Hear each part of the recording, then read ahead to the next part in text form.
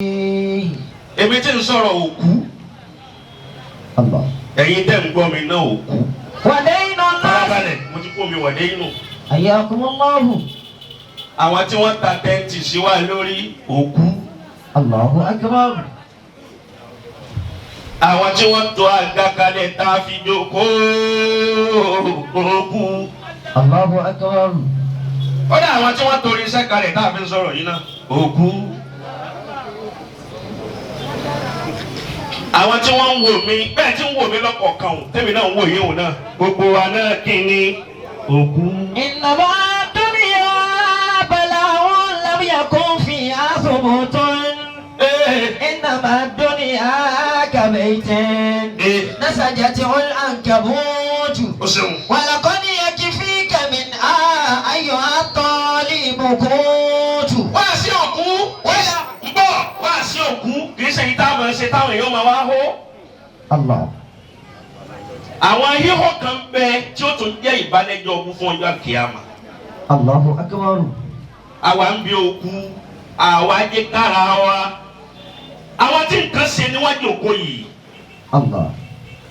nítorí yìí kò dáadáa ẹni lọ́wọ́ pè mí pẹ̀tọ̀ ikọ́ máa yín o ó dàbí pé ẹ fẹ́ sun díẹ̀ toró rẹ̀ mọ́ mi. Allah. kéèyàn wá sọ fún wọn jọ́tẹ́ lóore mọ́ mi òun lè pé ìyàtọ̀ olóore yìí kò ní dúdọ́ báyìí lọ tí ó fi bọ́sà kíámà. Allahu akbar. gbogbo wa ayé ó fi délé èmi tí ń sọ̀rọ̀ yìí náà. Allah.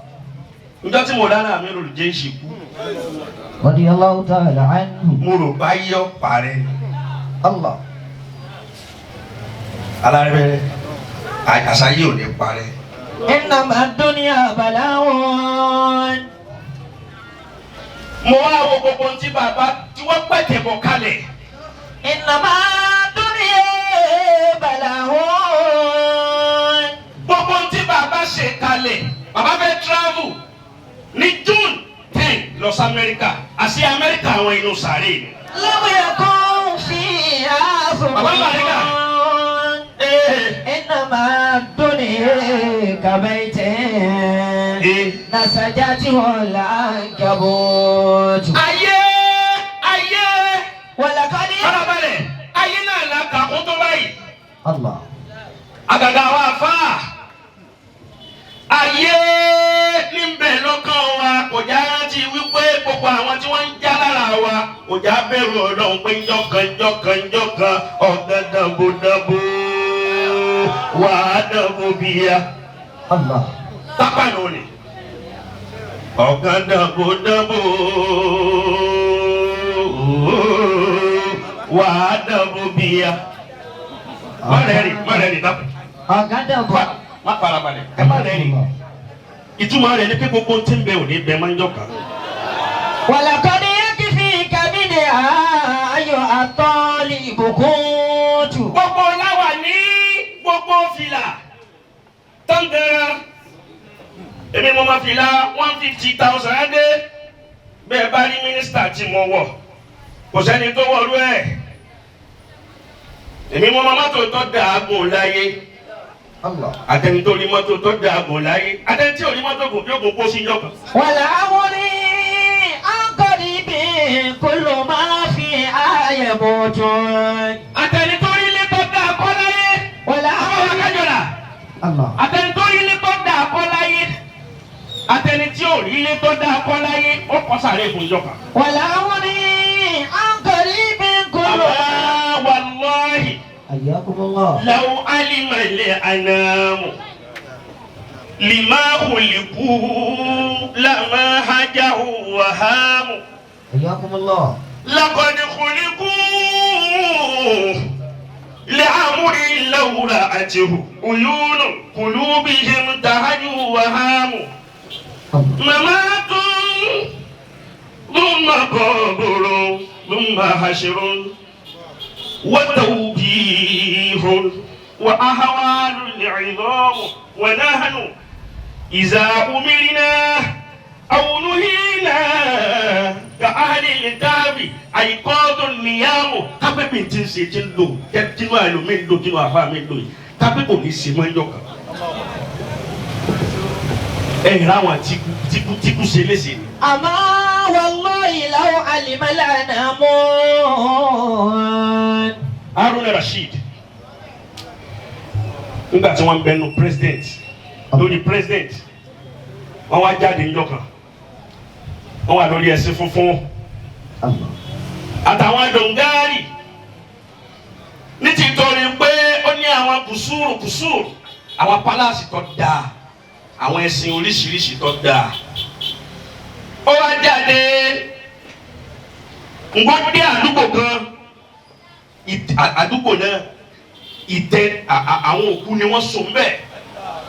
àmọ́ wallahi law alima al-anamu.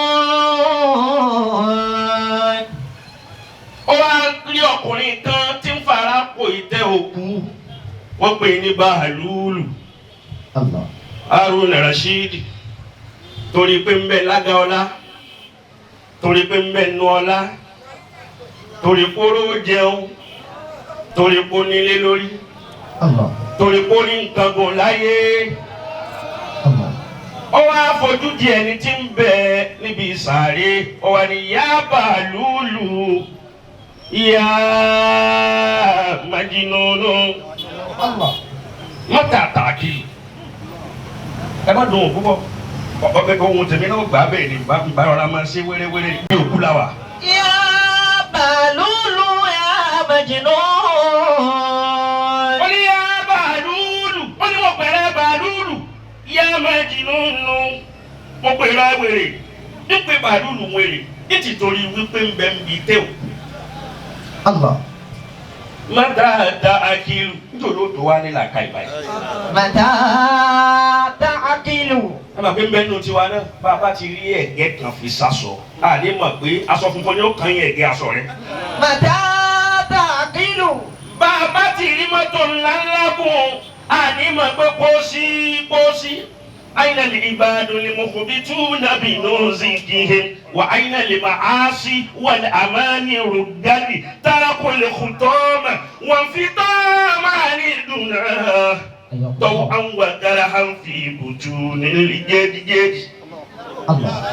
ẹni tẹ́ ẹ máa pè é ṣéwù tí lè máa rọ́ tí gbogbo ẹ̀ máa tọ̀ gbogbo nǹkan máa tó gbogbo ẹ̀ máa dàrú wọ́n á sì gbé sínú pósí wọ́n á bá ní la ilaha illallah la ilaha illallah la ilaha illallah. wọ́n ti lọ ní olé ìgbẹ̀yìn lọ.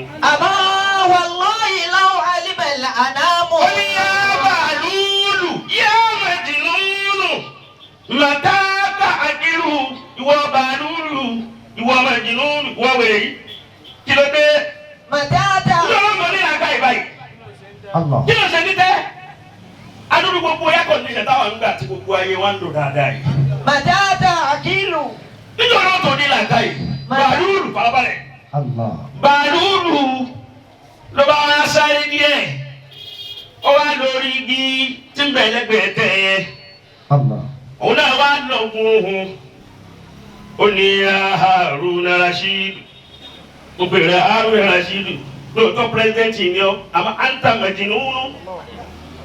ويا مجنون متى تعقل متى تعقل ìwọ Haruna Rashid torí ipò wà lórí àga ńlá ó wà lórí ipò ńlá ó wà lórí gbogbo nǹkan ọwọ́ ayé mi tí mo wà níbi tẹ́ ó ń pè mí lẹ́ni tí ò ní làákàyè ta ni ò ní làákàyè nínú èmi àti ẹ̀ ta ni wèrè nínú èmi àti ẹ̀.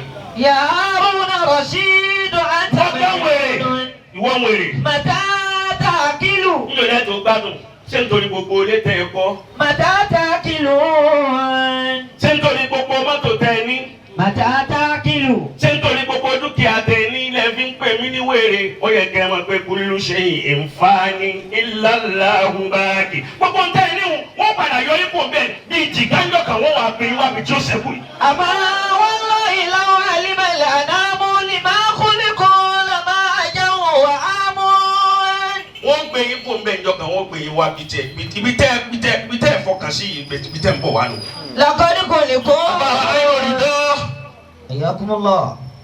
bẹ́ẹ̀ ti fẹ́ràn ìyá wa tó jọ wọn dákẹ́ jọ tí wọ́n kú láyé àánú yín wá ṣe mí púpọ̀. Gbogbo ntọ́lọ́run ṣe fún yín láyé ẹ ṣe lọ bí wọ́n síbi ìgbà lókè. Kẹ́lẹ́ torí pé fẹ́ràn ẹ̀yà yín àmọ́tàlá ṣe bẹ́ẹ̀ borí. Wọ́n wá lọ tì abọ́nú sáré kí tún wá sì kú yìí nílùú wa lọ́hùn níbo ló kú tí ó sùn sí wọ́n mọ́. Ẹja farabalẹ̀ láyé gbogbo ntọ́lọ́run bá fún wa ẹja kú tẹ̀ pàfà ní kúbi tí ń ṣe àwọn èèyàn léṣe jákujáku yìí. Mo sọ lọ ní njó ní mo ló yẹ ká àwọn àdàmú bẹ́ẹ̀ ń bi ká máa sáàfù títí di sí ni àmọ́ ikú gbé wa síbi tí ò yẹ kó ti gbé wa sí.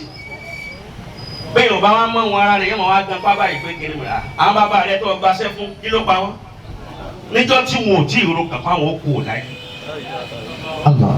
Mo wo àṣàrá ìlú tó mú ẹ̀mí àmì òròjẹ́ mo gbogbo àtàṣàrá ìlú mo dé tó fẹ́ pa ẹ̀mí tó fẹ́ pa wọ́n ní gbogbo ní èèyàn fi jákè ní wọ́n fi jákè gbogbo tí wọ́n náà rò kó fi jákè wọn ó rí yóò kàn dọ̀lẹ́ yọkàn. Làkọ́ni kú ni mo. Dọ̀lẹ́ yọkàn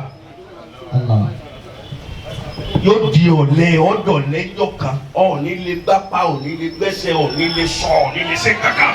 Làkọ́ni kú ni kú lè àmúlẹ̀ lọ́wọ́rọ̀ àti òun. Kò sí champion láyé current champion ló wà. Àyẹ̀sẹ̀ ìwò lágbájá kan kìnní kan ìgbà kan àwo kan gbogbo bàbá sásùn kan yọrọ gbogbo ẹ̀ fíìmù lásán ni farabalẹ̀ ìkéwulẹ̀ kò sí champion láyé báyìí farabalẹ̀ ọ̀nà gbẹnu ẹ̀ sọ̀wọ́ báyìí ò bá bẹ́ǹchì rẹ̀ ikú bẹ́ǹchì ọ̀rọ̀ lásán lẹ́lòmíì sọ ayé sì bẹ́ǹchì ẹlòmíì lò tá lánàá mawjud fi kayd al-hayat mawjud fi kayd al-hayat àmọ́ lakinnahu muflisul an tí wọ́n rí gbogbo tán lówó ṣe gbogbo nǹkan ẹ mà gbé wá sínú.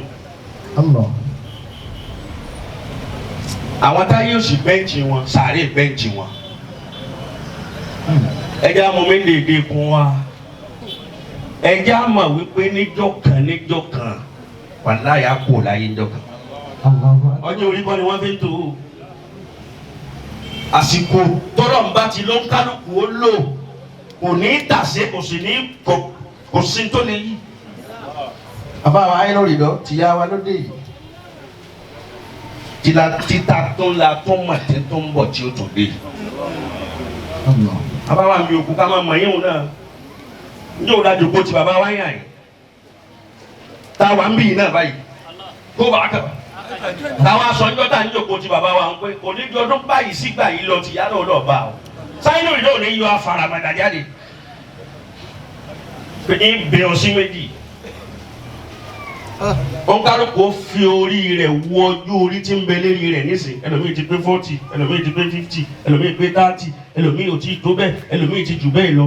Táwa wò ó bá ojú orí wa ti rí òun nì ṣé ta ló sọ fún ọ pé ètò lòun ó tó lò méjì ntó ti lò ọjọ́ orí tó lò nísìn ta ló sọ fún wa pé ìta ti lòun á tó lò yìí tó tó jẹ́ sí ẹlòmíì ọdún kan ló kù tí èkú ẹlòmíì ìjọ kan ló kù ẹlòmíì ọ̀sẹ̀ kan ló kù ẹlòmíì ọ̀sẹ̀ méjì ni ẹlòmíì ọdún méjì ọlọ́run sì gun ẹlòmíì yẹn ó gùn dáadáa tálátálá wa mà tó kàn bàbá tí wàá mẹni tó kù tó kàn ẹjẹ amúra sí wàá rí o ẹjẹ amúra sọ̀rọ̀ rí o ẹjẹ amúra sí rere o ẹjẹ amúra sí gbogbo ńtọ́ bá dá káyọ̀ káyọ̀ mọ́bì kankan sì lè yan pé ibi tí mo wà.